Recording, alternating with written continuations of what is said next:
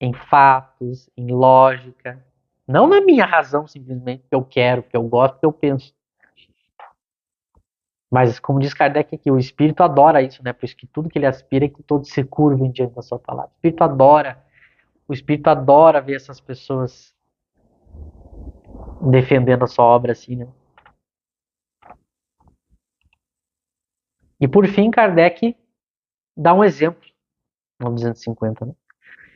Abre aspas. Um deles exercia sobre pessoa do nosso conhecimento uma fascinação extraordinária. Evocamo-lo e depois de umas tantas fanfarrices, vendo que não lograva mistificar-nos quanto à sua identidade, acabou por confessar que não era quem se dizia. Sendo-lhe perguntado por que ludibriava de tal modo aquela pessoa, respondeu com essas palavras, que pintam claramente o caráter desse gênero de espírito. Eu procurava um homem que me fosse possível manejar. Encontrei-o, não o largo. Mas se lhe mostrais as coisas como são, ele vos soltará. Isto é o que veremos. Como não há cego pior do que aquele que não quer ver, reconhecida a inutilidade de toda tentativa para abrir os olhos ao fascinado, o que se tem de melhor a fazer é deixá-lo com suas ilusões. Ninguém pode curar um doente que se obstina em conservar o seu mal e nele se comprar. A gente não para pensar nas coisas que Kardec diz. A gente já vai refletir mais sobre esse final aqui. Mas olha o exemplo que ele dá. Era uma fascinação incrível sobre alguém que Kardec conhecia, e eles evocaram esse espírito. E nota que o espírito se manifesta tentando enganar, né? E aí ele percebe que não vai conseguir enganar Kardec, imagina. E aí ele admite, mas ele diz: eu queria alguém. Nota que, como diz Kardec, olha o caráter desse tipo de espírito, como eles são ardilosos, cruéis, né?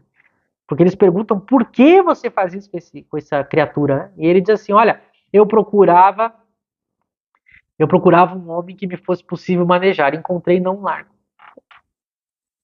Há muitos espíritos assim, eles estão procurando algum médium que seja passivo, frouxo, fraco, para eles dominarem. E depois que dominam, eles não largam.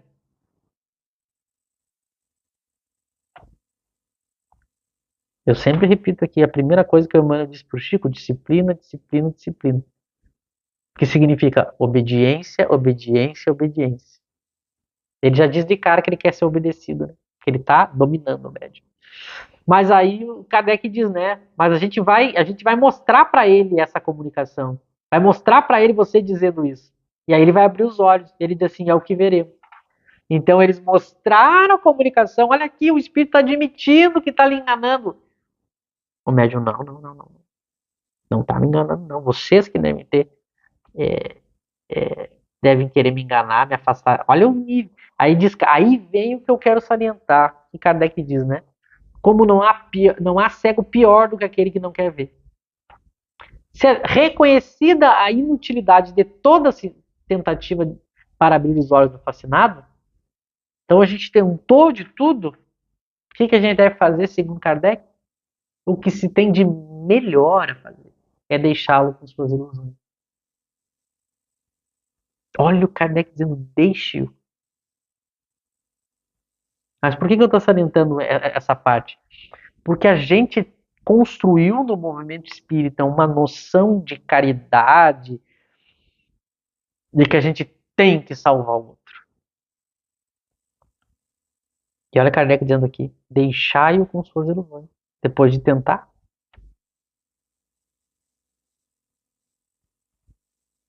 Mas por que é importante a gente salientar isso?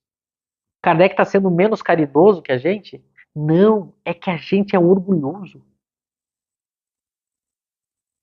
Essa coisa de querer fazer mais do que a gente pode é coisa de. Isso é orgulho, isso é vaidade, isso não é caridade.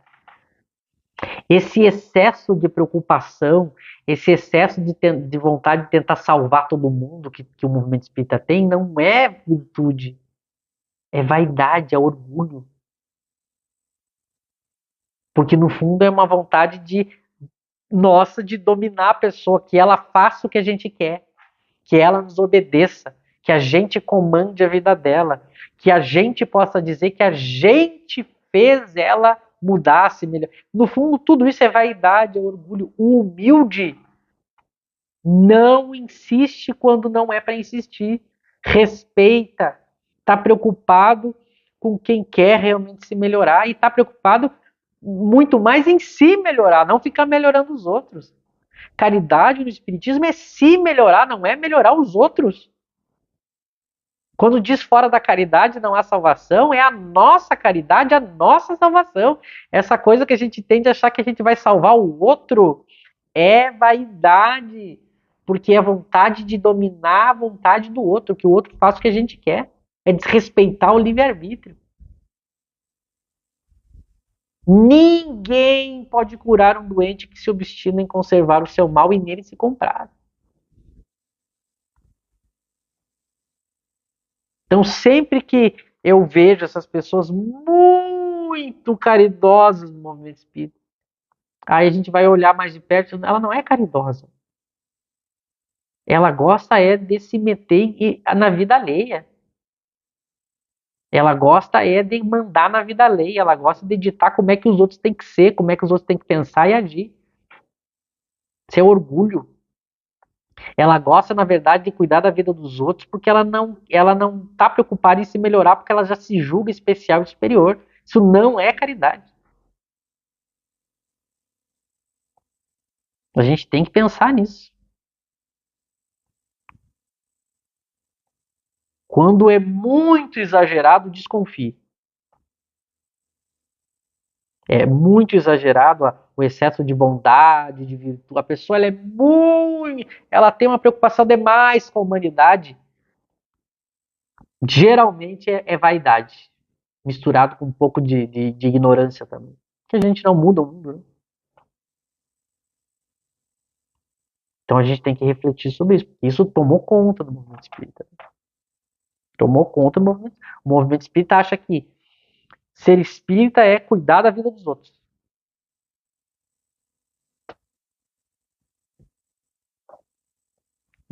Mas aí a gente deixa de estudar, a gente deixa de se desenvolver, deixa de se melhorar. Muitas vezes não pratica caridade com aqueles que a gente tem compromisso, porque é muito mais fácil cuidar do problema do outro, né? É muito mais fácil cuidar do problema do outro em que eu fico sempre na posição de que eu sou superior e ela é inferior, né? É muito melhor a gente cuidar do problema dos outros que a gente pode resolver. Mas aqueles problemas nossos que a gente tem que aprender a desenvolver é muito mais difícil, né? Então a gente tem que pensar nisso.